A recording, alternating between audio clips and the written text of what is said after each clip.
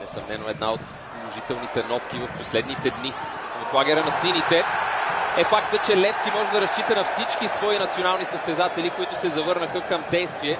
Е на сметката на Роналдо, който не успя да се възползва от колебанията на Иван Дюлгеров и Цветомир Панов. Истински късмет за Черно море. За Левски, макар да имаше футболист на Черно море, всичко е въпрос на тълкование и преценката на Никола Попов. Поне по тези повторения, очевидно, потенциален червен картон се преглежда.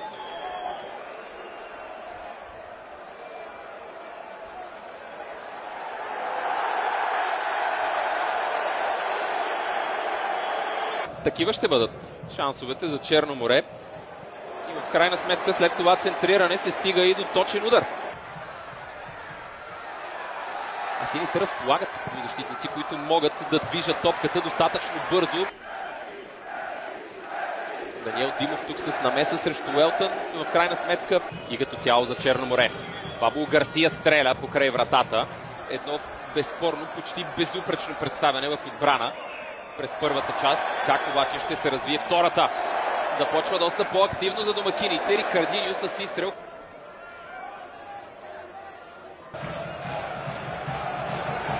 Изстрел от дистанция! Изключително изпълнение. Левски повежда. Едно подаване към Джават Ел Джемили. Изстрел по диагонала.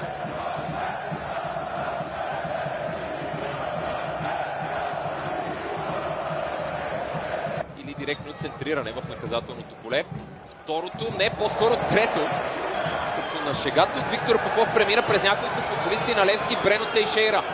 Келиан Вандеркап срещу него. Стреля Брено Тейшейра над вратата. Да вземат позицията на отбор, който е преклонил глава. Може ли това обаче да им коства? Второ попадение във вратата им Иван Дюлгеров. По-трудно се оказа в последствие да преодолее Иван Дюлгеров. Може ли обаче Атанас Илиев да помогне на моряците?